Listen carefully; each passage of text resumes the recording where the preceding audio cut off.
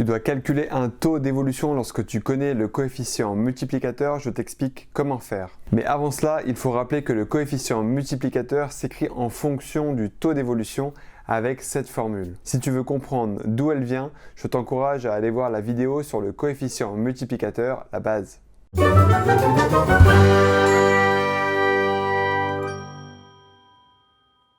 Comme je l'ai dit juste avant, le coefficient multiplicateur s'obtient avec la formule Cm égale 1 plus t, où t représente le taux d'évolution.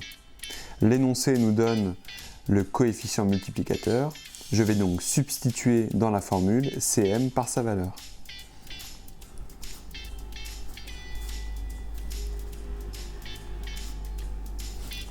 On trouve la valeur du taux d'évolution en résolvant l'équation.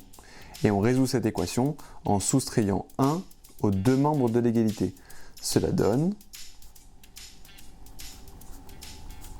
0,56 moins 1 égale t. On calcule cette différence, on obtient moins 0,44 égale t. On observe ici que le taux est négatif, ce qui correspond à une diminution. Et pour terminer, on multiplie par 100 pour écrire le taux d'évolution sous la forme d'un pourcentage. On obtient donc une diminution de 44%.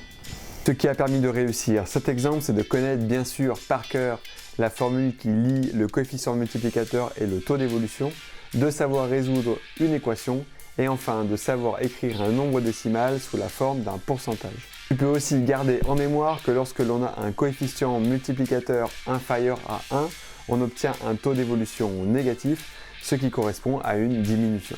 Si tu veux automatiser cet exercice, il va maintenant falloir t'entraîner. Je te mets donc quelques exemples supplémentaires de questions du même type dans la description. À bientôt!